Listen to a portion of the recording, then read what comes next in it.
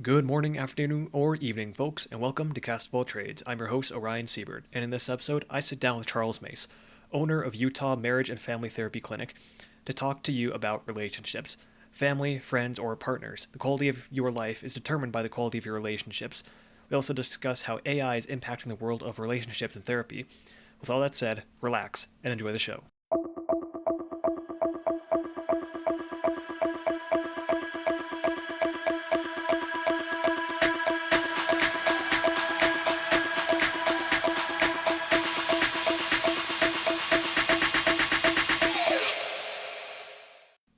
Charles, welcome to the show. It's a pleasure to have you on. It's been a while since we've really talked, so it's nice to have you here. Thank you. Yeah, thank you for having me. I love talking with you. I'm glad we get a chance to catch up. So, thanks for having me. Yeah, so as I was preparing for this episode, I saw that this would air the day after Valentine's Day, and I was thinking to myself, who could I possibly have on to talk about relationship stuff? So I was thinking maybe I'll bring in my parents, have them talk about how their relationship dynamics have worked. My brother recently got married, so maybe I'd bring him on to say, like, hey, what's that been like? Then you popped into my head. I thought, Charles, you are the perfect person to talk to about this. So why do you think that I thought of you? What? Well, I'm the business director of Utah Marriage and Family Therapy Clinic. My wife and I, we both own and operate a mental health clinic that focuses on helping couples build great relationships. Exactly. So I guess with that, could you tell us a little bit more about who you are, what you do? Sort of dig into that a bit.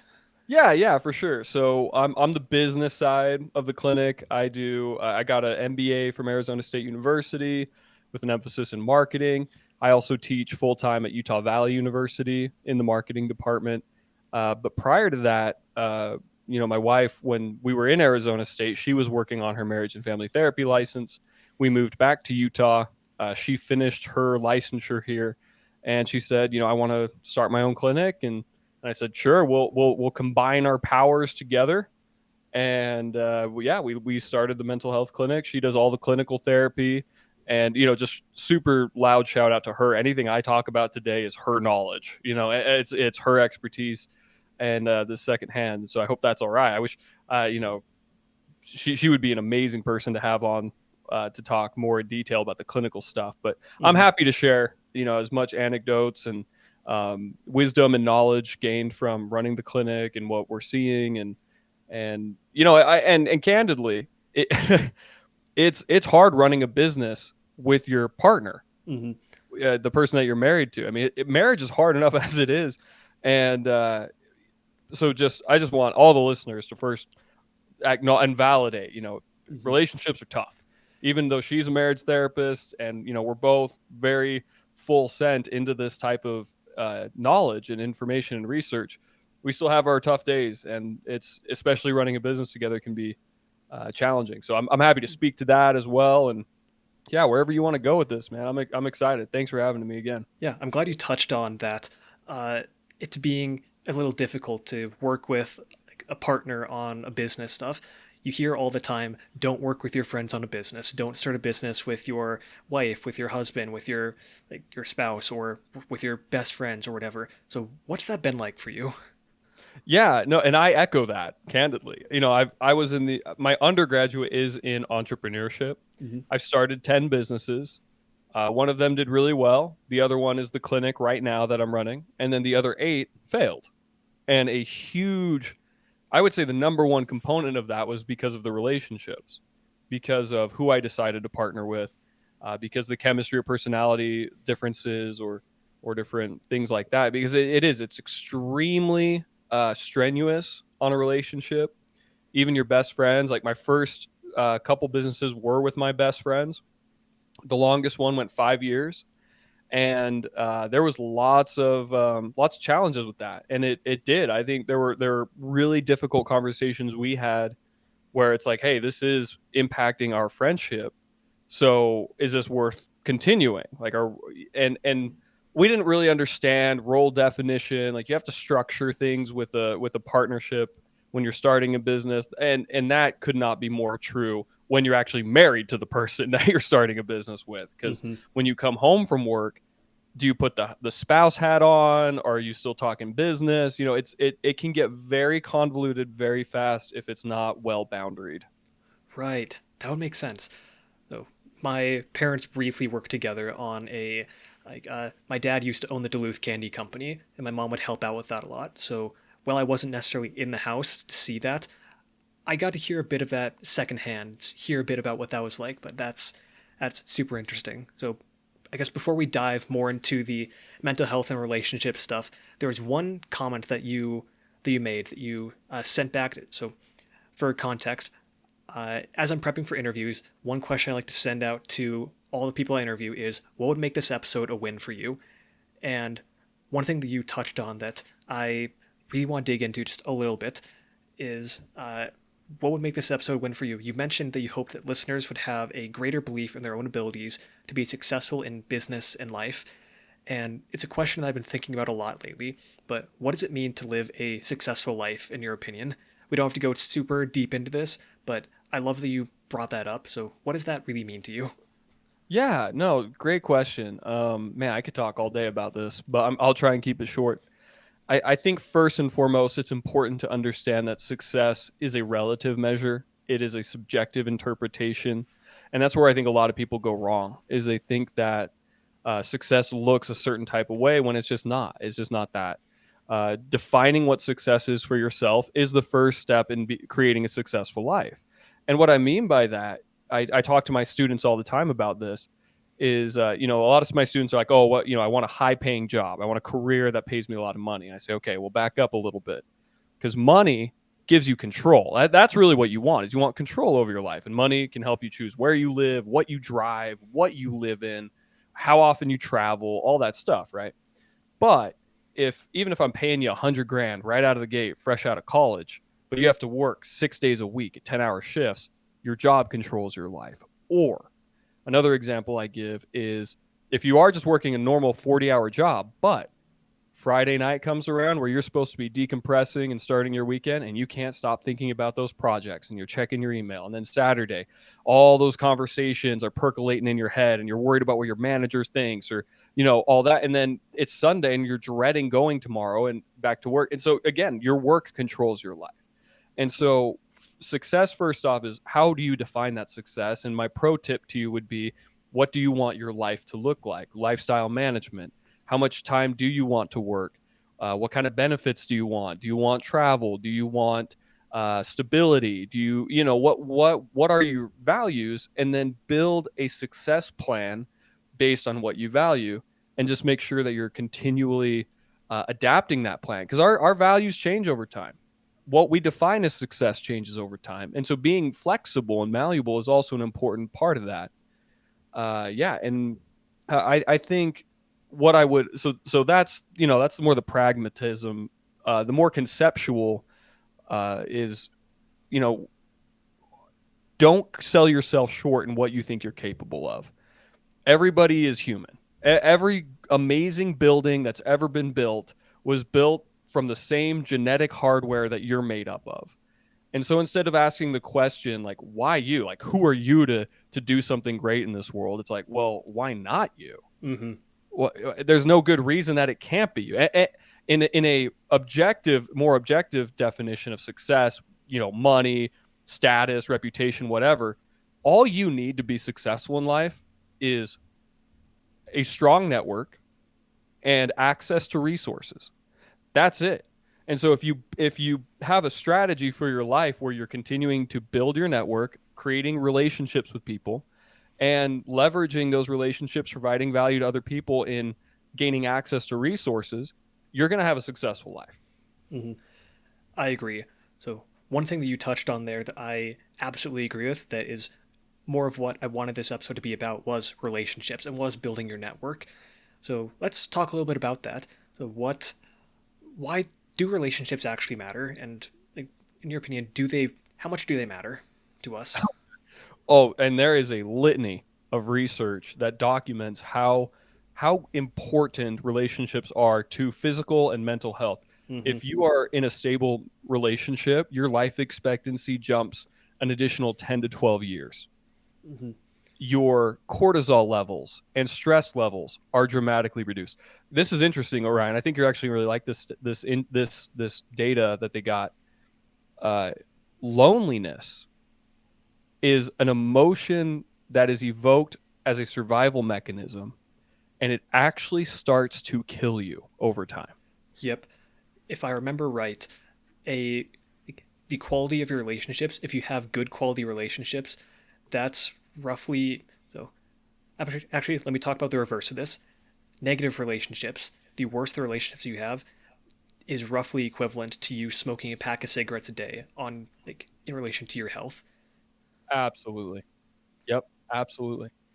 And so, from a again from an objective perspective, the data speaks volumes to this. And we're talking again, we could do a meta analysis of 10,000 studies done on different aspects of relationships, and all of them align with this idea that having good relationships in your life will lead to greater success in career, greater health, greater mental health, obviously, and just satisfaction, fulfillment, happiness index is another metric that they use.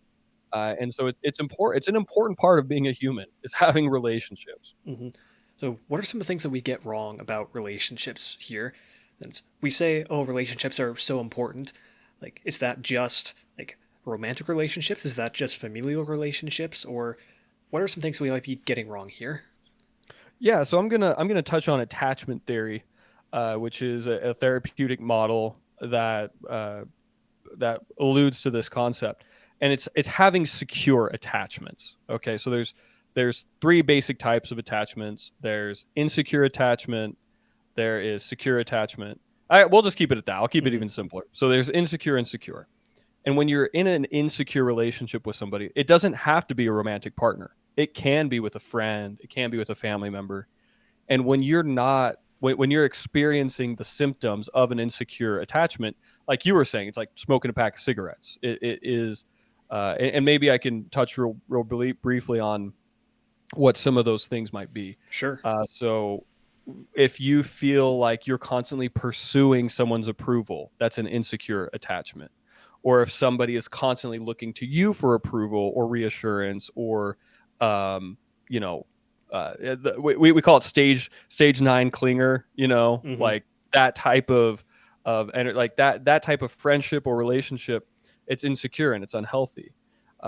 If you're constantly worrying about what your friend is doing or partner is doing, though that type of insecure relationship can really be harmful to you and that other person. Again, but if you have secure attachments, if you have a secure group of friends that you feel comfortable being vulnerable with, that they validate your emotions when you talk to them, that they're supportive when you're going through a hard time, and you also can just have fun and decompress with them, that type of relationship is still, you know, tapping into a lot of those very positive benefits that come from relationships. It impacts loneliness and reduces it. It again helps with cortisol, helps you feel like you're part of a tribe, and that's probably the most ultimately most important. People who have mental health disorders like anxiety and depression, even addictions, physical addictions to heroin, cocaine, or other hard substances, there is definitive evidence that the number one way to help an addict rehabilitate is through connection and community.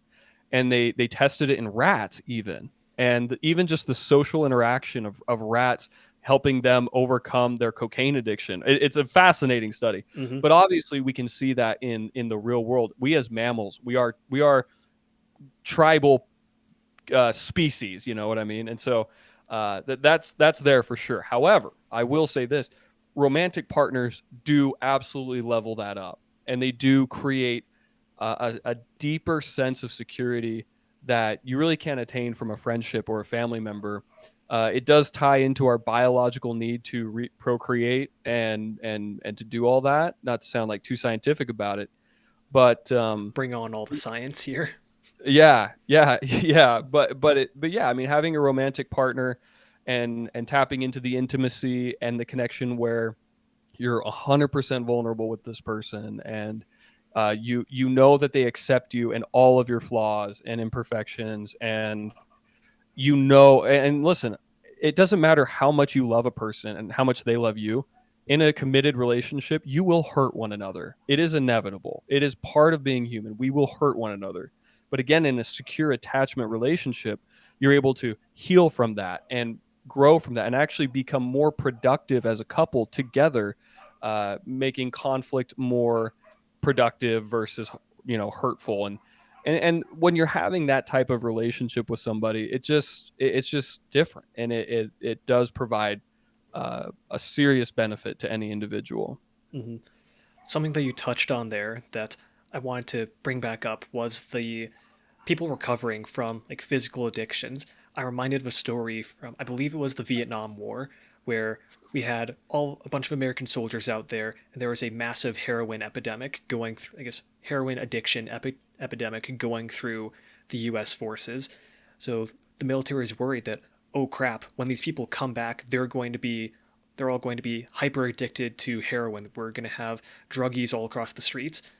But it turns out when they came back, that didn't happen. It was something like 9 out of 10 heroin users who were in Vietnam using came back and never touched a drug again.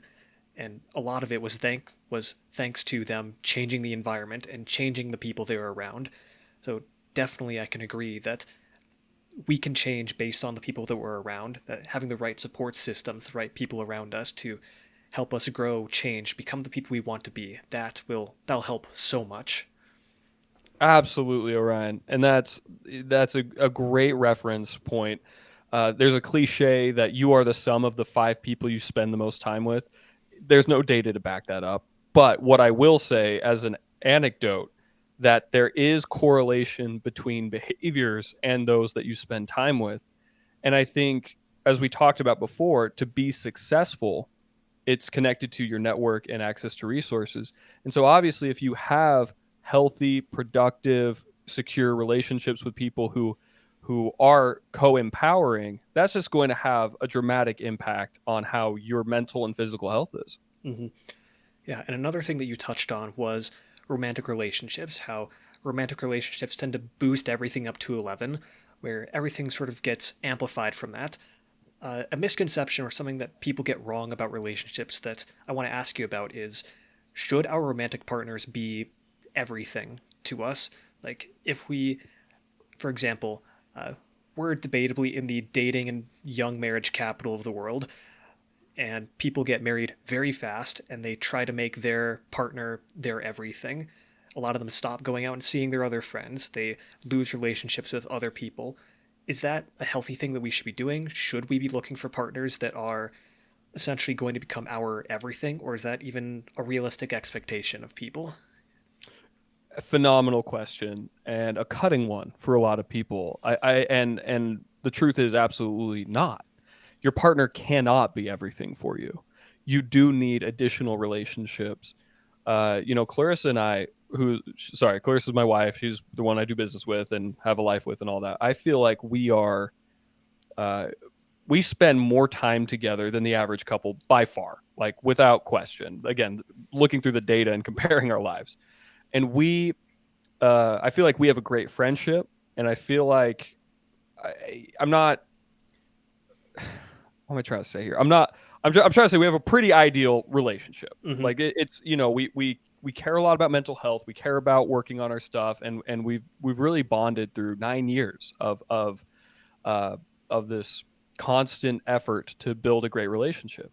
And there was absolutely a moment in time as we were going through all this where I had the realization that no matter what I do, my love will not be enough to heal her of her past traumas or injuries.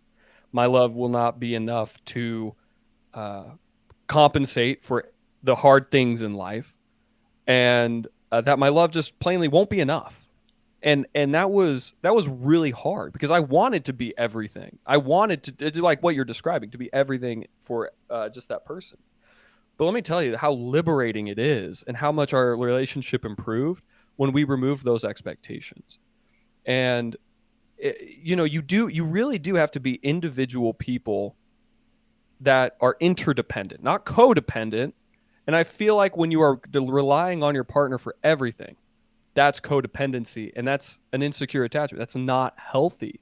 You do need other friends. You do need people. A great example, I'm not a therapist.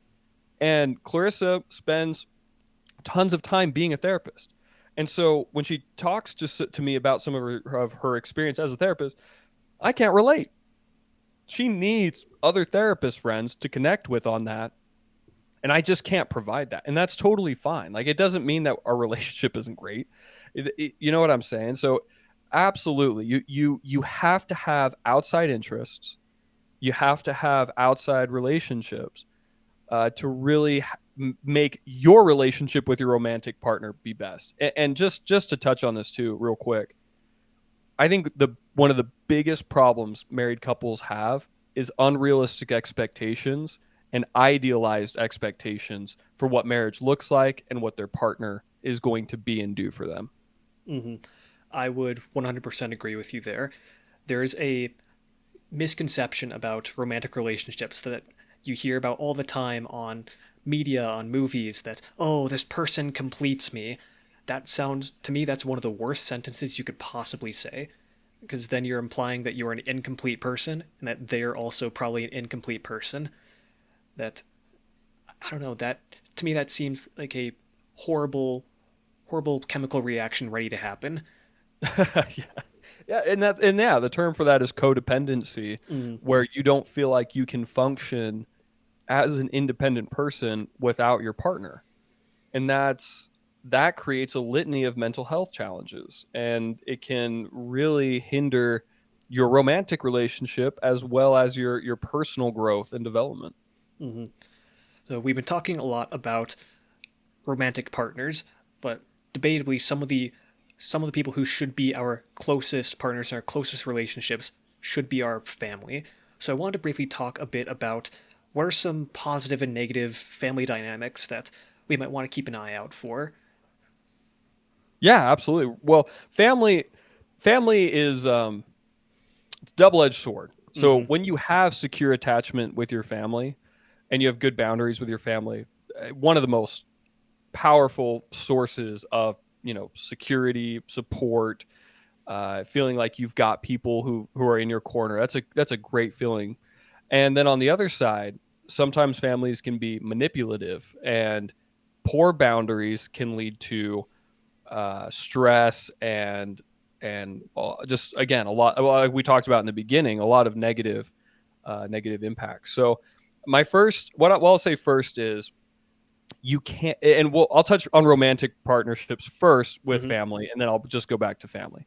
So when you are in a romantic relationship with somebody, you cannot expect that the dynamics of your relationship, that your partner will understand them or that they will adopt them.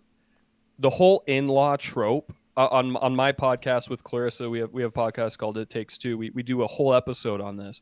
That in-law trope. Why is the mother-in-law always the worst person ever? Or like, why are the in-laws so crazy or weird or wild? And a lot of that cliche comes from the partner joining the family and being expected to act like they've been there for 30 years. Mm-hmm. And in all actuality, like, you need to love my mother. Why? I literally just met her. Oh, but we've been dating for 2 years. Yeah. And I've spent a combined 10 hours with this person. I'm not going to feel the kinship that you feel. And we excuse so much of our family members' behaviors when they're like inappropriate, or like, oh, that's just my dad being crazy. But to the partner, the new partner, they're like, dude, that's abusive. Like, that's emotionally manipulative, or like, I don't like the way that they're treating you. It's like, no, it's fine. Just water under the bridge. And Mm-hmm. so that's where a lot of friction can come from. So if you're introducing your romantic partner to your family, just go into it with the lens of, this, my partner who I love, and they love me and they're willing to interact with my family. They will not have the same type of love and understanding. These are totally brand new relationships. I think that'll help solve a lot of problems. I never even considered that. That makes so much sense. It's just cleared my mind of so much stuff. Like, oh yeah, like this person has not interacted with my weird Uncle Jerry for the past, like, who knows how many years. Like, we think of him as weird, but we've just sort of called him that because, oh, he's a little quirky. But oh no, he's actually like there's more wrong here than we thought. So yeah, that makes so Yeah. much sense. And yeah, so then the partner might feel unsafe because they don't have the decades of security knowing that those quirks don't mean anything. They don't lead to anything, but it still makes that partner feel unsafe. And so that's yeah. No, I'm glad you touched on that. So that I think with family, you have to just really pause and I 10 out of 10 recommend the book Boundaries. It's a great tool to help you accomplish what I'm about to say, but it's to really understand your family dynamic. Do you have diffused boundaries, which means do you and your siblings talk about everything all the time? Or does your mom and dad invite you to dinner every weekend? If you're going to your families every weekend and you're like, your lives are very enmeshed, they're kind of like everything crosses over, you do everything with your family, all that. Just understand that if your partner comes from the opposite spectrum of that, where they're very rigid boundaries and they don't show a lot of affection, or like for example, like Clarissa, her family, they don't hug each other, they're not huggers. My family, super huggers. And so when, especially like with my mother-in-law and my father-in-law and like my step parents, they Clarissa felt really uncomfortable being hugged. It was just not what she was used to. And it was really hmm, it was I should not have expected her to just be a super affectionate huggy person with my family because she's affectionate with me. And I think I caused a lot of conflict and friction in our relationship early on because I projected those expectations on her when she wasn't from that type of family dynamic. So the first is like, yeah, how boundaried am I? Am I too rigid? Do I need to open up more to my family? Maybe I should spend some more time with them. Or am I too enmeshed? Is there too much overlap? I'm thinking about my family when I think about going to a movie instead of thinking about like going just with my partner or something. You know what I'm saying? Mm-hmm. And then when you get to that point and you learn what like a healthy boundary is with your family, I think you can have just really a more enriching, safe, secure, functional family and life when you have those healthy boundaries and attachments. Mm-hmm. Yeah, that's interesting. The idea that, oh, how do I want to phrase this properly? It's that when you're dating and looking at marrying someone, you're probably not just marrying them, quote unquote, but you're marrying their family, and it's sort of learning about the different family dynamics going on that maybe you don't know. Maybe you, yes, you love this person that you're going to spend time with, but I guess going back to what you were saying earlier, you haven't spent 10, 20, 30 years getting to know like their parents, getting to know their siblings. And this is an experience that we sort of had recently with my brother when he got married. I got to spend a bunch of time with my new family in law, and like, oh, well, don't get me wrong, they're great people. They're too much for me. Oh, okay, yeah. Mm-hmm.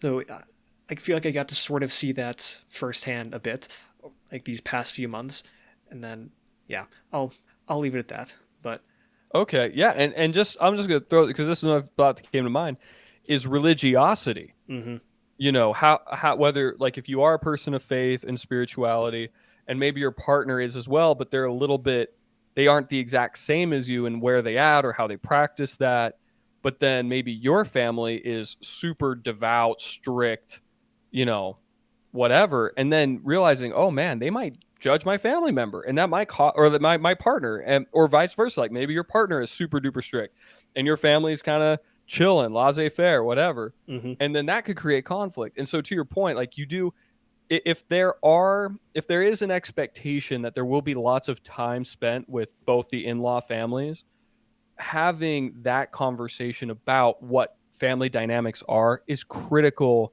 in that engagement courting period, because it's for life. mm-hmm, You know what I'm saying? Like you can't, when family is such a high priority, and even again religiosity, speaking to our current area here, which is a predominantly religious community, like that can cause so much and we see it in the clinic all the time. mm-hmm, you know that though I would say in-laws and religiosity and faith crisis and those types of things are are frequently talked about in couples therapy. Hmm.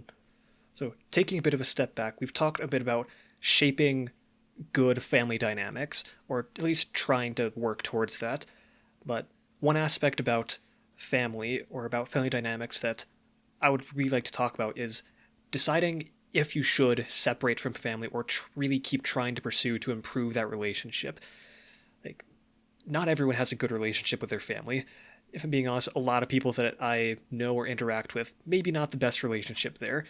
Some of them I think, yeah, you could put in more effort to try to make this better. And some people I think maybe it's time to just cut it quits and go elsewhere. Make a new quote unquote family of friends or a quote unquote adopted family to go and pursue. It's an interesting idea to sort of think about, but what are some of your takes on that? Yeah, and this might be a little bit of a hot take. I think that first off, friends are the family you choose, Mm-hmm. and especially as you get older in life, you have to be more selective with your friends, and friends come and go pretty easily. But it's what's most important are having secure attachments, and if you're and good boundaries with people, and if your family can't provide you that, it doesn't necessarily mean you have to cut them off, unless they are imposing or infringing on your mental health, on your security, on your ability to function, especially with your partner or just independently as well. And so I can't give you a magic bullet answer to this. Mm-hmm. I wish Of I course, could. it's going to be unique for every situation. There is a very strong trend right now of cutting family out for uh, discretions, we'll call it, right? Mm-hmm. Like, mom, stop asking me about this, or I'm not ready to have kids. But you've been married 7 years. Yeah, I'm not ready. I don't want to talk about this anymore. Mm-hmm. And then mom's just still pestering. Okay, mom, that's it. I'm done. Like, I'm not talking to you anymore. No, no, come back. And that. So it kind of just depends to what degree is that boundary being crossed and disrespected, and also understanding that you don't have to like cut out permanently, Mm-hmm. right? You can say, I just need a break. I'm going to take a 3 month break and then we'll come back together and talk. I think that's a better initial reaction to when parents or family members aren't respecting boundaries. Because, I mean, truthfully, this is going to sound kind of rude, but when family members, especially parents, are not respecting boundaries, you kind of have to treat them like toddlers. You have to commit to the punishment. Mm-hmm. And so if you say, hey, I'm not okay with this, and if you cross this boundary, this is what will happen, and then they cross it and you don't follow through on your boundary, they'll just walk all over you, just like a toddler will. If they know they can scream and cry in the grocery store to get the lollipop, they'll do it every time because you keep giving them the lollipop. And so family relationships are actually very simple in that same way. But what I will say is this: I think there are a lot of familial relationships that cut out their family because they're conflict avoidant. And that, I would say, is a huge mistake. Mm, If okay. you are wanting to avoid a hard conversation where you want to set your boundaries and set your expectations, and you're like, well, I know they're just going to blow up, or I know that they're not going to respond well to it, so I'm just going to cut them out instead. I think that would be a mistake. I think you have to try to at least set the boundary and yet to put in that initial effort of changing the relationship to work for you. And if it doesn't work, then yeah, I think it's totally okay to have that boundary. For example, for me, like when I don't have kids yet, but we're probably going to start trying this next year. When we have a child, like I have a very strict boundary in my mind for my stepmother.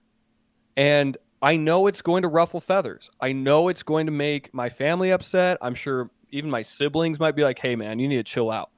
But I know that boundary is the most important to me. And so I'm going to keep it no matter what. And if my stepmom or my biological father is opposed to that, then they aren't going to get to see my child. Like and I have to enforce that. And I do have a good relationship with my father, good enough, I should say. And and it's strained with my stepmother. But I know that in order for me to feel comfortable continuing a relationship with them, I have to have these strict boundaries. So, yeah, I would just say, and I'm so long winded on this already. It Practice setting boundaries. Don't avoid the hard conversations and just go straight to cutting out. But also, if it makes you feel unsafe, if they aren't respecting your boundaries, then you need to do what you got to do. Hmm. I'm reminded of I'm reminded of one quote that I'm going to alter a bit to fit this situation better. The original quote is, "The treasure you seek lies in the cave you fear to enter." In this case, the life you want lies behind the conversation you fear to have. Ooh, I love that. Hmm. So Oh, print that and put it on a Pinterest board. wonderful. So one thing you touched on there briefly at the beginning was friends are the family that you choose, and I don't know if you've been keeping tabs on this, but there's been a maybe not so recent. It's something I've been talking about for the past few years or so on and off, but a recent loneliness epidemic that's Absolutely. really starting to become more prevalent. To throw out some stats quick, back in 1995, 3% of men had zero close friends and 2% of women had zero close friends. If you had to guess what those stats became in 2021, what would you think? Oh man. Post pandemic too, like Mm-hmm. right after 2020. Yep. Oh man, maybe like 20%. Shooting a little high, but 15% for men and 10% for women. They have zero It's close still friends, That's which horrible though. Like that's so sad. mm-hmm. So what do you think's going on here? Yeah, so I think when you are literally forced to be a hermit during the pandemic, you can't go out, you can't connect with people. Right, so I think even that's a before big the reason. pandemic, a lot of these numbers were already on the rise. Sure. Mm-hmm. Sure. Yeah, I mean, I could say all the normal things that people would probably expect, like social media. People, instead of Mm-hmm. going to a person's house and having an intimate evening, and I mean, as in like face Plutonically. to face. Yeah, thank you. Uh, you're just posting the best of your life and then commenting on it. And I think people really do connect when they can talk about what's hard in their life. And that's what makes it feel like a close friend, is being vulnerable and then holding space for someone else's vulnerability. And I think there's a lot less of that now with social media being like, oh, we text, we chat, we Marco Polo, we respond on socials, and you're just missing that opportunity to connect on a deeper level. Uh, I also think that so that's like the generic. That's like probably what you would Mm-hmm. expect me to say. But I also think that we are entering a cyborgian species. I know that sounds like whoa, what the hell are you talking about? Don't Well, let worry, me I was going to explain. bring that up a bit later, but we can talk about it a bit now as well. Cool, yeah. So, just quick backstory. I was talking with another marketing faculty member at UVU about this, about AI, and about how where the world is going to go in the future. And we were debating about natural experiences. So, right now, there's this huge surge in natural experiences. I want to go out into the woods. I want to disconnect from my devices. I want to, just get back in touch with my biology, so to speak, my nature. Mm-hmm. And I said, I agree, like that is an emerging industry for millennials and Gen Z, but I think for Gen A and Gen B that won't be the case anymore. And they're like, why? And I said, well, think about electricity. Do we ever feel like we need a break from electricity? I'm like, oh man, the electricity running through the walls right now, like I need a break from that. No, we don't, because it's become such an integrated part of our existence. And I think technology at that level, where we have wearable technology, we have AI, lapel pins that we communicate constantly with. Why would you feel like you need a break from something that you feel is a part of you and a part of your existence? Again, I don't hear anybody complaining about electricity. And I feel like that is how technology is eventually going to feel to these, Gen A and Gen B.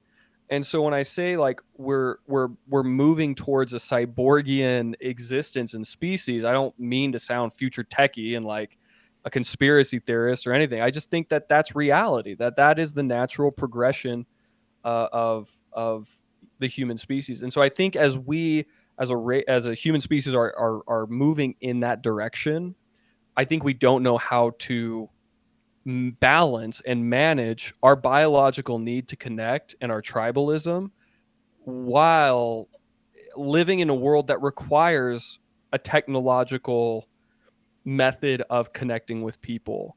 And until we can figure out how to bridge those things, I think the loneliness epidemic will continue.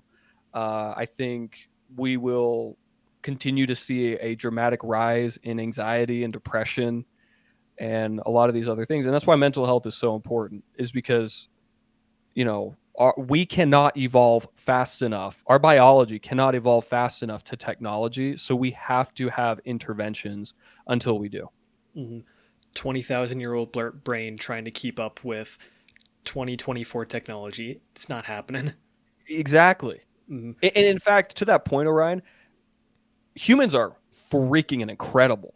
Mm-hmm. The fact that we, a 20,000, like you said, 20, we just got out of agricultural revolution, just barely. To put this into perspective, 100 years ago, about, I want to say it was 95% of people worked in agriculture in the US. As of today, it's maybe less than half a percent, anywhere from half a percent to 2%. Yeah. Yeah, exactly. And then, yeah. So, I mean, if you look at our anthropological history and compare it to the rapid evolution, humans are incredible. The fact that we are so adaptable as a species truly is evidenced by the fact that we can adopt all of this technology and not destroy ourselves or be unable to adapt to it. But that said, even as adaptable as we are, 30 to 40% of our decisions are still decided by our reptilian brain. And then 99% of every daily behavior, up to 99.8%, are unconscious automatic responses. Let me give you an example. If you're walking in a grocery store and you see your neighbor, you don't think to yourself, "Oh, I'm going to say hello to this person." That's not a conscious thought. That's not a hip, a prefrontal cortex thought. No, you have an initial reaction that says, "Oh, hey neighbor." That's an automated unconscious behavior. And Mm-hmm. that's a mammalian behavior.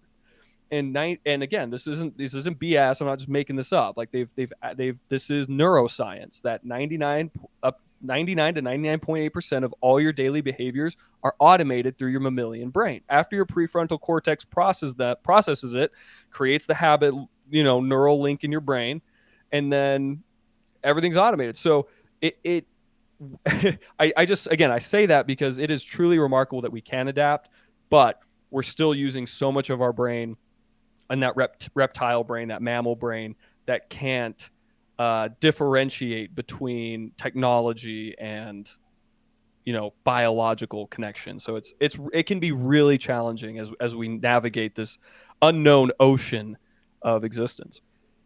Have you seen some of the, or have you heard about some of the AI companions that people have been and work talking about or working Oh, with, such as yeah. Snapchat's AI friend, or I want to say Replica's another big one.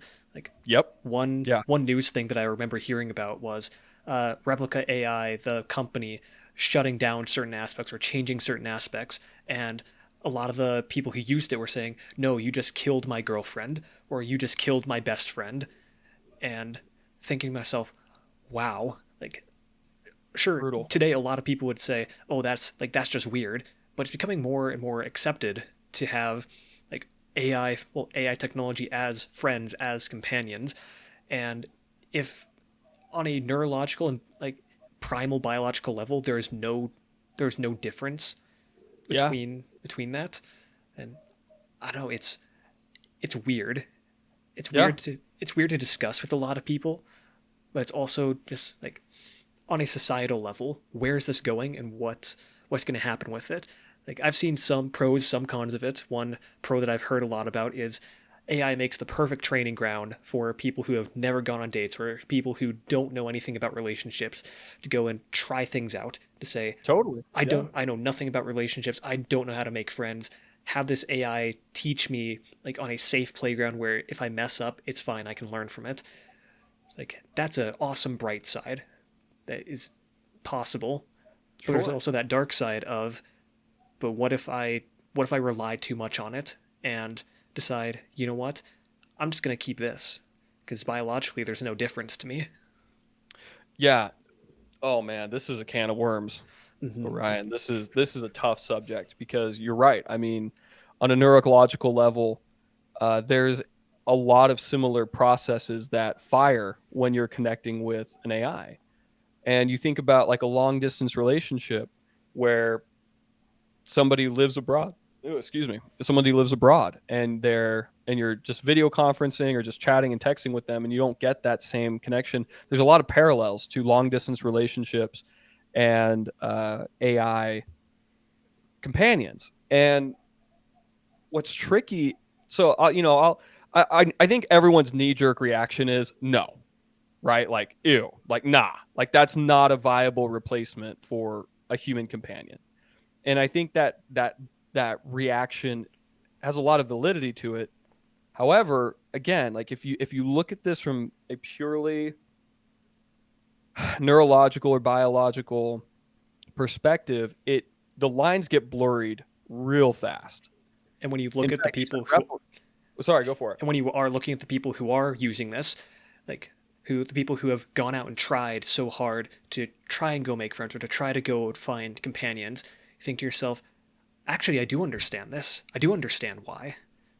Yeah. Anyway. Yeah, and oh man, I mean, the founder of Replica, there were two AI programmers right at the forefront. They moved to America together to work on this, and then the husband died tragically. And so the wife used every text message that they had ever exchanged, which I think was like over 20,000, and built Replica's AI chatbot to be able to converse, to continue that conversation with her deceased husband. And you think about, so from a clinical mental health perspective, my immediate reaction, which again, I'm not a clinician, I'm not a therapist, and so I'm kind of like pulling from what Clarissa has shared and Mm-hmm. her expertise. Everything with a grain of salt. Yes, exactly. Is that is not conducive to processing grief. If you are if you can't grieve that person's loss, it can take a year, it can take 2 years. But if you're just clinging to this concept of the shadow of your husband, like I can see the relief. Like I can't even imagine what it would be like to lose Clarissa and not be able to ever talk to her again. But then I can just put in every video and every text I've ever had with her into an AI bot and it will look like her, it would talk like her. That temptation, that forbidden fruit, let me tell you, I don't know if I'd be strong enough not to try it Mm-hmm. because that's how much you feel connected and bonded to a person.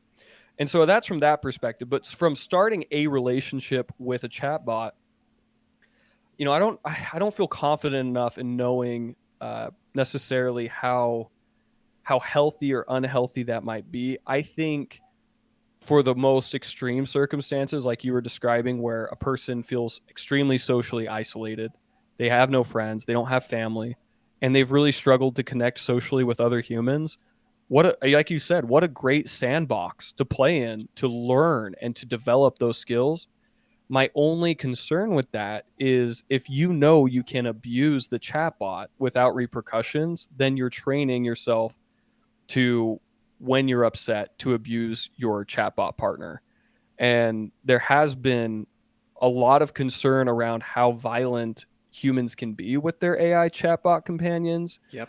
And so, the training does have to, like the bot that you're training with, so to speak, has to be trained well enough to not tolerate that behavior, right?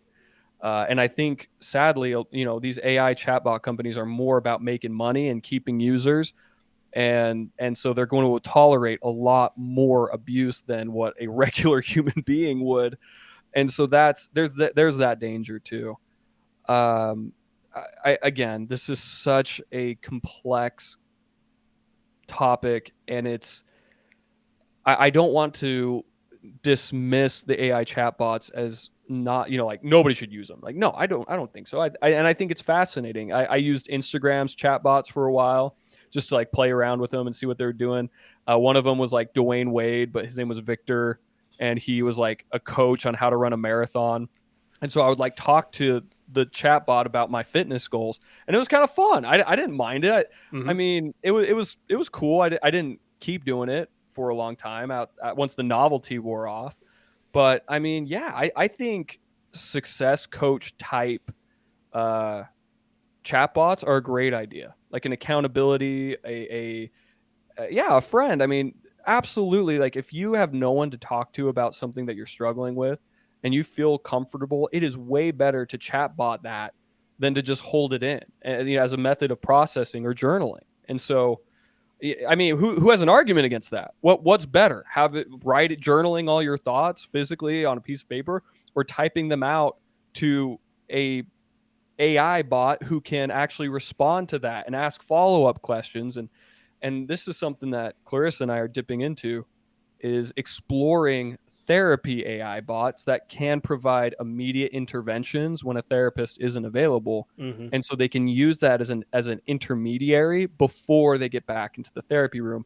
But I don't think I would ever recommend a therapy chatbot to completely replace therapy. I just don't think chatbots are capable of the nuance of an individual person. And I might even make that contention for people who are in a relationship with an AI chatbot, is I don't know if the chatbot can really truly understand on a deep level who you are. And so when we talk about, having a romantic partner gives you a level up, it compare, the benefits of having like a secure relationship circle. I just don't think you can get that with a chatbot. Semicolon, I would never ever tell somebody who feels that they have like those people who say you killed my best friend. I think they're very valid. I think they have built a relationship with them, and you can judge it, you can critique, you can say, hey, that's not real, whatever. That's real to that person, Mm-hmm. and that, I think that's very minimizing and unempathetic to say, you know what, this person feels heard and understood by a computer program. Like that might be weird to you, but to them it's very real. And so don't diminish that. Mm-hmm. While this talk about AI has been super cool, let's put a pin in that for a second. Sure. And Sorry, I went off the rails there for a hey, minute. no, you touched on a lot of stuff that I was gonna bring up at some point, anyways. So Great. loved the rambling. Okay. Yeah. So put a pin in that for a sec. Moving back to the loneliness epidemic and maybe looking at more of a biological solution of how can we go about trying to get more people to step out of their comfort zones, to go from knowing no one to go from strangers to acquaintances to friends, to actually go out and start meeting people more. And I know personally, I've been in Utah studying, well, here at university since January 1st of 2020, and I can confidently say that I maybe have like one or two close friends out here. That's been about like a little over 4 years now of me spending time here. Clearly, I'm not the best example of go out and make friends with a bunch of people, but how can we try to maybe encourage more people to step outside their comfort zones, to go from strangers to acquaintances to friends? Yeah, no, for sure. I'll say this first. If somebody is starting at the antisocial level, right? Like you Mm-hmm. ultra introvert, like I don't feel comfortable in social situations. I really struggle meeting people, which again is very valid. And that, like, you're not lesser of a person for experiencing that. I think that's a genuinely, and not that unusual of a problem, again, especially in 2024. So what I would say is there's this thing in therapy called exposure therapy, where you do expose yourself to the things that you're afraid of. I loved your quote earlier about the treasure, because I think that alludes to this idea, is that, experiencing discomfort absolutely is a mammalian recoil reaction. If I feel uncomfortable, I don't want to do it because that jeopardizes my safety. But learning to become comfortable with discomfort would be the number one thing, and it can be baby steps. The first thing I recommend is connecting with communities on Discord. If you're, antisocial or introvert, I'm sure you're still, playing games online, which I'm a huge gamer. I love gaming. I've met so many friends and connected with so many people through gaming. But yeah, there's tons and tons of Discord communities with all different types of topics. It doesn't have to be gaming. It could be a certain interest. It might be you're an anime fan, and so you're connecting with people about a certain anime that you love, or whatever your interests and hobbies are, there is a community of people out there that you can connect with. And then from there, you can say, hey, like, let's do a watch party together, or let's all get on at the same time to play this game, or maybe let's do a book club. And then there becomes more live communication versus just chatting. And then from there, you can move on to, hey, who's in Utah? I'd love to get together. Or maybe Comic Con's coming to, so we're in Utah. So Comic Con's coming to Salt Lake. Who wants to go to Comic Con with me? And then that way, like, you have a reason to go. There's a date. Sometimes you do need that. It needs to be like, oh yeah, let's get together sometime, but then you never plan it. But no, like having Sometime is scheduled another word dates. for never. Exactly. Right. Exactly. Exactly. So, just taking those little steps, I think is huge. But yeah, exposing yourself to new communities is really valuable. At UVU, there's 40, I don't know, we're up to 44,000 students. And so there's 44,000 people that you have common ground with immediately. You are in college, and college is hard. And what classes have you taken? And, what got you here? You can have a 10-hour conversation about what happened before UVU, at UVU, and after UVU. And you can have that throughout your whole life. Whenever, if I'm in Las Vegas and I run into somebody wearing a UVU hat, I could make a friend right there. And even if it doesn't become my close friend, and I just add them on LinkedIn, or I add them on Instagram or whatever, and then you just start. It's kind of a numbers game too. I mean, the more people you're exposed to, the more likely you are to find those close knit people who you relate to and connect with. And so, not to be discouraged. Hey, I've met 20 people this month, but I haven't really connected with them. That's okay. It might take 100, 200 people before you find that one person you really connect with, especially if it's outside of your communities. Like going to the club or the bar or to Fat Cats or wherever, like that's not a great place to meet people, because it's kind of awkward to build connections when there's so many like unknowns, and it can be really challenging.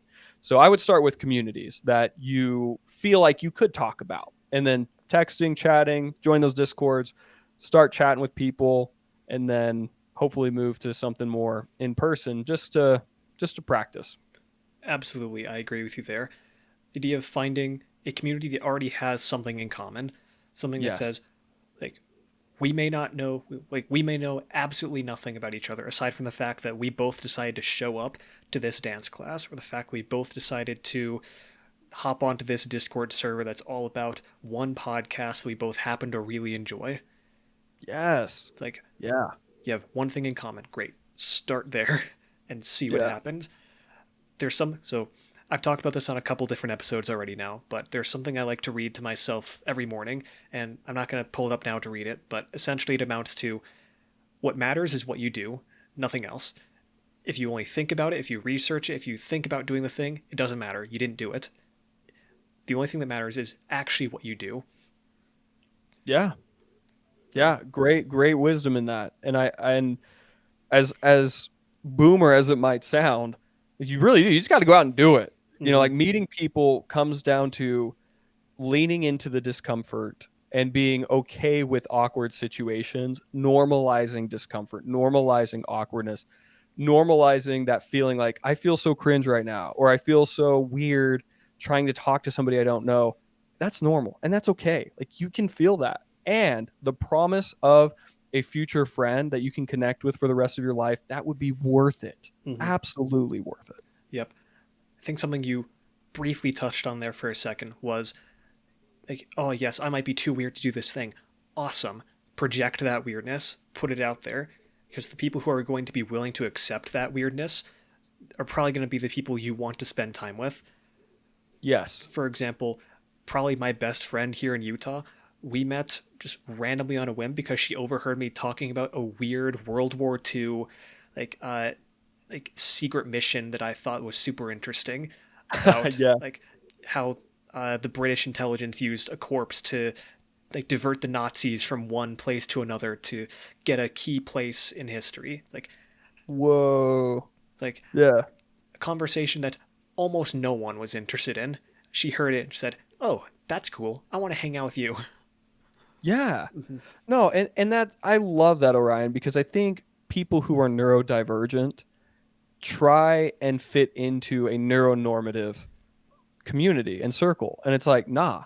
Like, first off, neurodivergency is almost just as common nowadays as neuronormative. Hmm. And so if you feel weird, trust me, there's a lot of weirdos just like you being weird, and you Hmm. just got to find them. And it's, I I I just think that it really is so easy to connect with people once you find that connection point. In my class, we were doing an activity where I force all my students to get to know each other. Every class period, they spend the first few minutes meeting each other. And I mean, we didn't do this when you were in my class, unfortunately. Yeah, it was still COVID-ish times. Yeah, and I teach a new class now. I don't know if you knew. I don't teach business presentations anymore. They moved me over to career strategy and exploration. So Ooh. it's been a little bit swapped. But anyway, um, yeah. So in these classes, they're networking and they're connecting. And so after they do that, I asked one group, I'm like, hey, what did you guys connect on? And they're like, well, we actually talked about how I was planning on going to Las Vegas, and this guy grew up in Las Vegas. So we spent the whole time talking about that. And I'm like, that's awesome. Who would have thought? How many of us have connections to Las Vegas? And there was like 4 other people who raised their hand. And I was like, how many people would like to go to Las Vegas? And then 4 or 5 more people raised their hand. I'm like, look, we have 20 people now that we could all get together and connect and have a conversation about Las Vegas. That's so random. But like, there you go. It's a lot easier to connect with people if you can just move past that small talk, like, initial uncomfortable introduction. I love your friend coming up to you and being like, I love this topic. Let's just keep going. Skip all that awkward introduction stuff and just be like, tell me more about this secret mission. I think that's incredible. Hmm. Absolutely. So moving up from friends, going beyond just friends to maybe trying to find that romantic partner. Uh, should people be looking at, how do I want to phrase this properly? In your opinion, seeking out a romantic partner, should that start with going out and finding a friend first that might eventually develop to a partnership, or starting off with the explicit goal of, I want to find a partner, since, like I said before, we're debatably in the dating capital of at least the Sure. US, probably, where tons of people are going out on dates constantly, and their whole mission is, I want to find someone to marry within the next 6 weeks. Maybe not the next 6 weeks, but for some people, it feels like that. Yeah, no, and me and my partner are no exception. We knew each other. We were friends for about a year, but I thought she was on hold for another guy. And after I found out that she actually would be willing to date me, when we did start dating, it was just like 3-ish weeks after that we were like, hey, we should probably get married. And then sure enough, like 6 months later, we were married. And her and I both adamantly discourage doing that. Hmm. Like we worked out, most don't. Like that is such a recipe for disaster. Like, just because lightning struck our situation, we would never recommend it to anybody. So I'll say what I'm about to say to disqualify myself a little bit, It's a do what because I I say, not did what I do do. that. Exactly. Thank you. So, but no, again, we own a mental health clinic that focuses on and marital relationships, and so speaking from a much broader view, uh, I think that could be. I mean, that's catastrophic. Who you end up marrying absolutely can shape your entire life from then on, especially if you are opposed to divorce, which a lot of people in this society and culture are. They're quick to marry but slow to divorce. It seems weird. I feel like it should kind of be the opposite. I think you should be slow to marry and quick to when you realize, whoa, I'm not compatible with this person. We need to either fix it or move on, especially before kids. So many people rush so fast into having kids before they even realize they're compatible. And that can take 2 to 3 years before you really understand yourself and your partner. Dude, I can't tell you, like, and anybody who's married will probably share this same viewpoint. There is so much about yourself that you don't know until you're married. You don't realize that what you do is weird, or like that you have these certain things that, you know, show up that you would have never known unless you were married to a person. So, anyway, I digress. To answer your question more directly, is should you look for a friend first? Absolutely.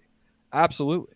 And I think people misinterpret that. Well, if I'm just looking for friends, well, I'm going to get friend zoned, or I'm just going to friend zone other people. Listen, you can have chemistry with your friends. Like, you can make prolonged eye contact with a friend that you're building that you might be interested in. maybe you put your hand on their shoulder while you're laughing, like just like a little kinetic touch, a little bit of energy there. Or when they're telling you a sad story, you get up next to them and you put your arm around them and you're building some of that affection and chemistry. You absolutely can do that without being like, oh, I put my arm around her, we're going to be romantic partners forever. You know what I mean? Like, there's so much low stakes affection that people in this community feel like, oh, that means something. No. First off, no. Second bit of dating advice, you better kiss that girl by the third date. And girls, if that guy hasn't kissed you by the third date, you need to be giving him more eyes. Eyes are the windows to the soul. I love that phrase. But no, more so than that, eyes are the messengers of chemistry. And so I always recommend, fellas, if you're interested in dating this person, you can't go more than 3 dates without trying to kiss them. And if they don't want that, then they're probably friend zoning you and it's time to move on. All right, all right.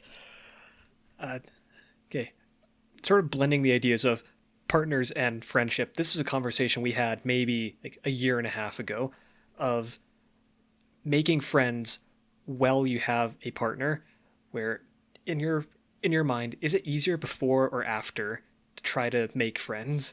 And I think I know what you're going to say on this, but yeah. Okay, so just to clarify, is it easier to make friends before you're in a relationship or after? Yep, that's Way easier before. mhm, Way easier. Because now you're looking for two. Like, you're looking for a friend that's compatible with both you and your partner. It doubles the difficulty. And especially like, and I hate that this is reality. And I have fought this reality for so long, and I'm no longer fighting it. The dynamic between single people and people who are in a committed relationship, it changes. It can't not change. I have tried. I've seen so many other friendships try, and even like married couples who are friends together, that rare combo when that does happen, and then they get divorced and one friend stays friends with these two, it's still not the same. Like, mhm, I don't know why. I wish I could solve that mystery. But because of that, when you are in a committed relationship, it definitely is harder to find friends that you feel like you can connect with, but also are compatible with your partner. mhm. Yeah, it just becomes a very complicated math problem the more Yeah. relationships you have to get involved. As first, it's if you're single, that's just awesome. Do I get along with this person? Then the second you add in one other person as your partner, or you're trying to make friends with another couple, the math becomes: Do I am I friends with person A and person B? Is my partner friends with person A and person B? What's their individual relationships like? What are our individual relationships like while we're interacting with each other? And everything just becomes a much larger. It almost feels like you're doing calculus at that point. Yeah, no, absolutely. It can be tricky for sure. And so in that instance, what I would just recommend to, for finding friends in those situations is just keep it super low stakes. Don't put a lot of expectations. Allow people to bail. Let me tell you, because if you're mean about people bailing, then they won't want to be friends with you. Like, it can be the quickest. And I get it. Like, I hate being bailed on. I hate being ghosted. But when you're at that, like, four people calculus that you described, somebody might have a bad mental health day, or somebody might feel stressed, or somebody might not feel up to socializing. And you just have to be understanding about that. It's not worth potentially just killing a potentially great friendship because there's not a lot of leniency on that front. And so that would just be a big recommendation. Mm-hmm. Yeah. So trying to wrap all this together, this whole relationships thing together, what are some key social skills or key relationship skills that you think people really need to learn? Be open minded. I cannot emphasize this enough. Loosen your grip on your convictions and allow disagreement, allow yourself to consider different viewpoints, allow yourself to be wrong. Man, being wrong, what a great thing to get good at. Because we are wrong all the freaking time, but we deceive ourselves into thinking that our stance or our perspective is the only right one. And this alludes to this concept of multiple realities, which is another therapeutic concept, is that, two romantic partners, they experience the same event with two different realities. we view the same situations through different lenses. If me and my partner get in a car accident, and me, I'm like, oh, so glad we didn't break any bones. We didn't have to go to the ambulance. Like, I'm chilling. Next day, I'm back in the car driving. But my partner is traumatized beyond belief. They can't even get into the car without trembling. And who am I to be like, just get over it? Nothing bad happened. We didn't get hurt. I can't minimize her experience or her reality because mine was different. And let me just tell you, like, that will save you so much heartache and headache and frustration if you just allow yourself to have your reality, to be aware of it, to question it, to be open minded to how your reality might be different, and then allow others the same. And boy, your dating will be so much better. Your friendships will be so much better. Removing expectations entirely. That doesn't mean you don't have to have standards. You can have standards, and you can have red flags and like all that. But what I'm saying is, the moment you introduce expectations into a relationship, the moment you are introducing an opportunity to be disappointed. And that will kill chemistry. It will kill friendships faster than just about it. It'll build resentments. And so just remove expectations. If you don't like certain behaviors, call it out. Be open minded to what you're doing wrong and be willing to admit you're wrong. And man, that could be just that right there. Whew. If you could figure that out, you're set. Strong beliefs, loosely held. Be ready to. Yeah. Like, you are super convinced that, oh, I'm right on this thing, but be ready to be proven wrong. Yeah. A mentor of mine said, and I think he's quoting a book. He said, belief is an opinion that you are unwilling to question. And the strength of your belief is correlated to the level of resistance you will feel to questioning that belief, that opinion. Sorry. And God, that's that's more good. like, yeah, right. And so it's important to be, yeah, like we can have our principles, our values, and our convictions. And when new information comes up, let's seriously consider it instead of just dismissing it. Mm-hmm. So, how do we go about maybe trying to develop that more open mindedness? Yeah, practicing empathy. It's if I completely disagree with this person, I'm going to, instead of vilifying that person, I'm going to empathize and think, what in their life circumstances led them to believe this? And what information have they received that would cause them to think that way? And the moment that you feel like, oh my gosh, if I were in their shoes, I would think the same way, that's when you've made it. But if Mm-hmm. you're just shaking your head like, I could never think that, or I could never believe that, guys, and I'm going to go extreme here. You think every person living in Germany during World War II was a horrible, atrocious human being? Wrong. They were taught a certain thing by their society and by their culture and the nationalism that rose up from those circumstances led to the atrocities by a fascist dictator. And yeah, of course, like there are absolutely inhumane, terrible people, but just look at the prison psychology experiment where they had students who were prison guards over students who were prisoners, and how quickly the abuse of power and literal physical and emotional abuse started to transpire that they had to shut down the experiment, because humans' capacity for error or wrong thinking or the worst of what we do is because of external circumstances for the most part.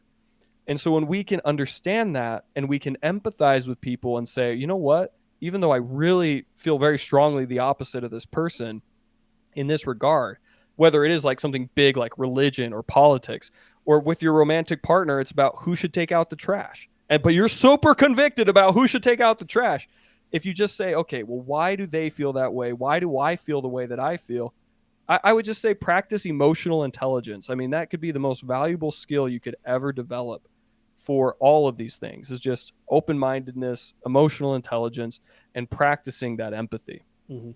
So it's a lot of it's boiling down to ask, why do you think that way? Try to get a better understanding of what's going on in their head, because you can try to project as much as you want, but the best way you're going to actually get to know what this person's thinking and why they're thinking that is just come right out and ask them. Yes, absolutely. Mm-hmm. From a neutral place. Mm-hmm. Not from a position of I'm going to convince you why you're wrong, but just from like, I want to hear and understand why you think that way. Absolutely. That's something that I think so many more people could try to do, whether it's through relationships, whether it's through religion or through politics. Just be able to have a good sit down conversation with someone and ask, why do you think this way? Not with the goal of trying to change their mind on anything, but just approaching it with the idea of, I want to understand you. Yeah. And Orion, this circles back to what the earlier question about you, how your partner can't be everything to you, because your partner cannot be you. And and thank God, because that would be terrible. Like I would hate to be married to myself. I think I'm a pretty cool guy, but like I would not want to marry myself, you know? And Agreed. so if I'm unable to reconcile how my partner's views and opinions and beliefs and those different things and like be able to empathize with that, I'm just banging my head against the wall for no reason. Hmm. Yeah. So we've talked a lot about relationship stuff, and you brought up a little bit about therapy and some different, I guess, therapy and some different things around that. What are some misconceptions that people might have about therapy? Why might some people be more averse to it? I know I have some. I have my own thoughts on it that I might share, but what are some common misconceptions that people have about therapy? Yeah, so I think the first one is that for especially for couples therapy, that you only need to go to therapy when things are in crisis. And that is a terrible idea. That's one of the worst times to go to therapy. And the best example I could give is if I broke my leg, I should go immediately to the hospital. But if instead I just go home, walk on it, continue walking on it, it doesn't heal, it doesn't get better. I spend a year limping around, my the rest of my body can't compensate for it, and I'm in brutal excruciating pain, and then I go to the hospital. The doctor is going to be like, I can't really help you that much. I mean, we're going to have to do like major overhaul on your entire body. Whereas if I broke, I should just go straight to the hospital. And that's common sense to most people. You know, I get asked the question, when should a couple start couples therapy? And I say premarital. You are the two most stressful things outside of death are moving and starting a new job. And then the next one is marriage. But when you're starting a new job or moving, you probably do those things right around the time that you get married. So you are introducing the literal most stressful experiences in your life while learning to live with somebody. And think about all the in-law stuff. Think about the multiple realities we talked about.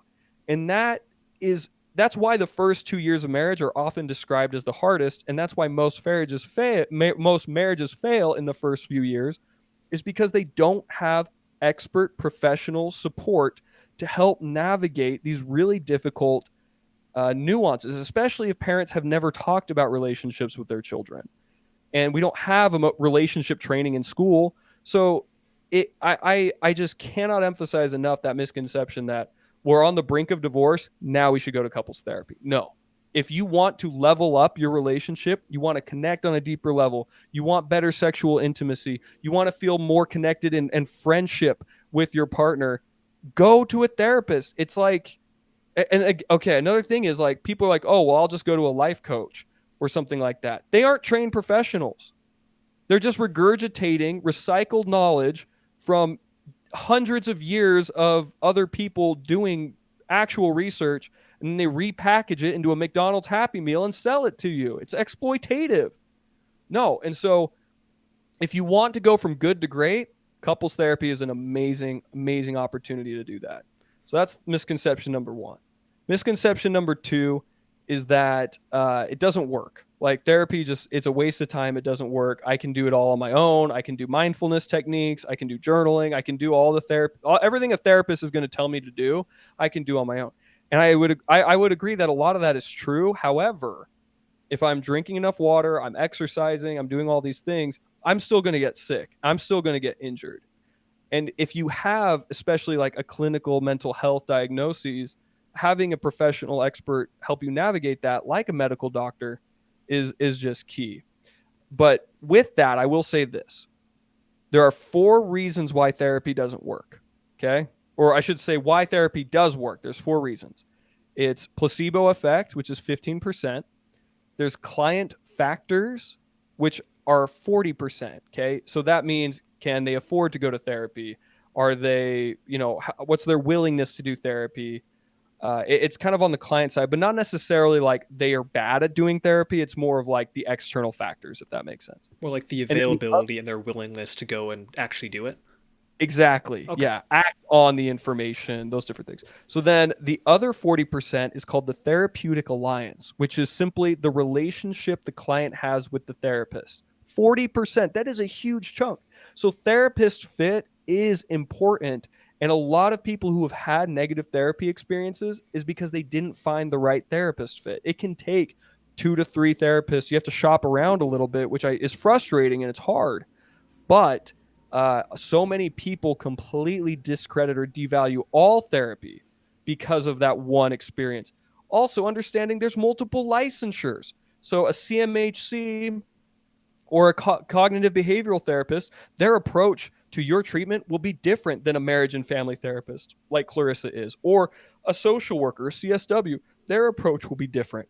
And so I know that's a frustrating reality, and it can be difficult to know which is best. Clarissa and I just published another episode on this, like how to choose therapy and how to start therapy and what to expect, because this is a big problem. However, again, literally everything in your life is filtered through your mental health. You can have all the money in the world, surrounded by the best friends and family, the most fulfilling, satisfying career and whatever. But if you have poor mental health, you cannot enjoy a single moment of it. And so that's why finding a good therapist fit for you can be so invaluable. Hmm. Absolutely. There's a lot there that I just have never even considered, never even thought of. Like, yes, I've heard that people have had to shop around for therapists, but I never really thought about like different kinds of therapists or different kinds of certifications that you might have to go and take a look at. It's there's so much going into this. What might be some like if someone is maybe a little adverse to going and trying therapy for the first time, or maybe they just don't have access to it, what might be some simple practices for baby steps for someone Yeah. just trying to get started with something? Yeah. Honestly, like I would just go on Bing AI or ChatGPT and just have a conversation with the chatbot about therapy and just ask like, "Hey, what is mental health therapy?" Say, throw in what you're experiencing and say like, "What would be some good therapy techniques for what I'm experiencing?" And of course, it's so. And if you're AI averse, let me just say this: ChatGPT 3.5 and Bing AI, they're just search engines. Okay, they're not this evil like super corp stealing all your data. Well, I mean, Google is that as well. But like it's the same, it's comparable to a search engine, and it can just provide it in a more condensed conversational way. Mm-hmm. So if you're comfortable Googling stuff, don't feel uncomfortable using these tools to help you find some of these techniques. And so like let's say I feel really sad and lonely a lot of the time. So maybe I'd go into chat and say, "Hey, what are some mental health techniques or therapeutic techniques that are research based that can help me with my depression and overcome loneliness?" And see what it says and try out some of those techniques that it pops up. I personally have ADHD, and so mindfulness techniques are really, really difficult for me. I often have to exert so much willpower just to do mindfulness that I'm exhausted at the end of it. But some people, mindfulness is like their secret hack to getting over or through anything. And so you have to kind of experiment and test and see what works for you. Cold plunges are super hot right now. I don't mind a cold plunge. I've tried it a bunch of times. I think it does definitely give you a spike of energy, but that's not going to solve my mental health problems. And so that's the other thing to look at this is, are these band-aids? Are these temporary coverings of an underlying issue that needs a greater prolonged treatment plan? And I think it's kind of up to each individual to embark on that. If you're averse to therapy, I would just invite you to learn more about the mental health industry as a whole and to see how these research backed practices can help individuals as an aggregate.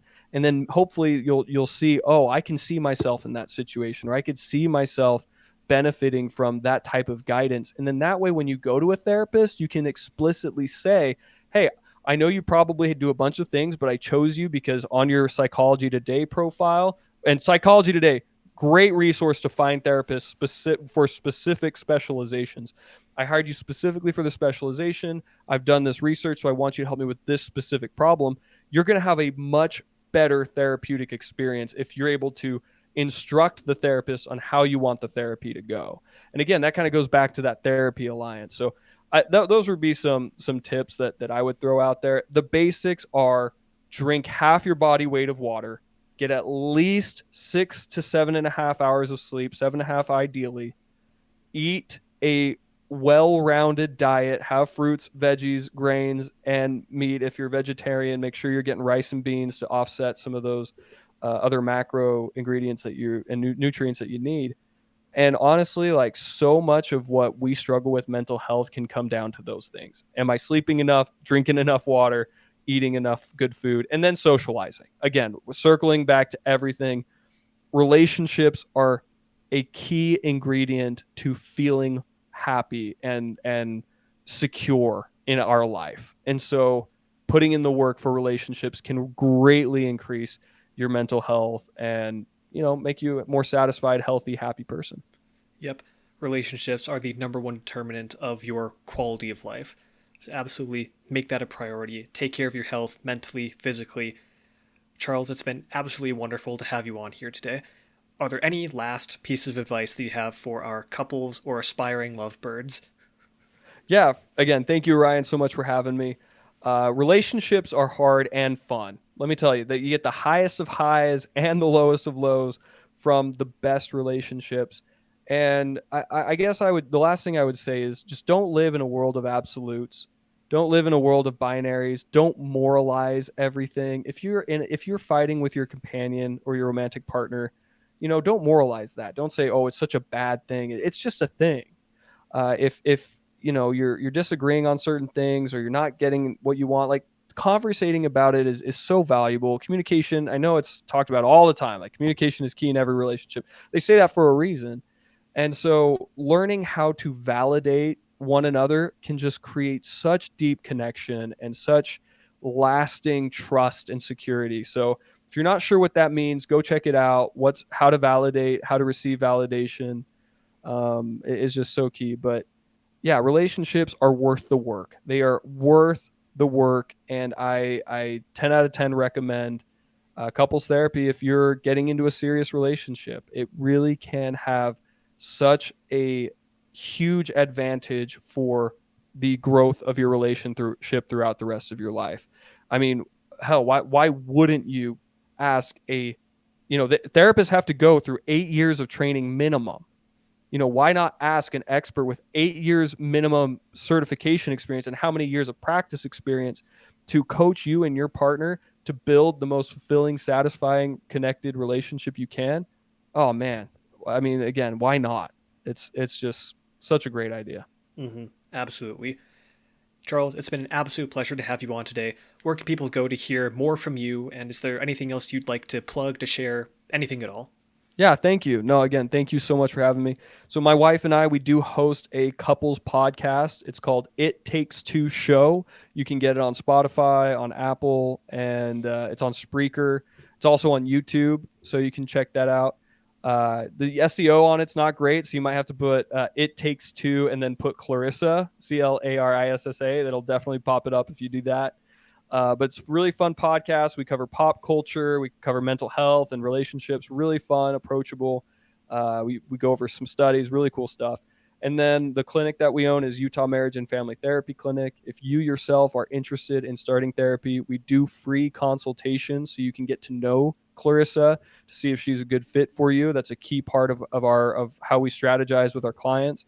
And then yeah, it's an amazing thing. If you decide not to go to our clinic and you want to do individual therapy, 10 out of 10 recommend. And there's some great institutions around here that you can sign up for. But feel free to reach out to me as well.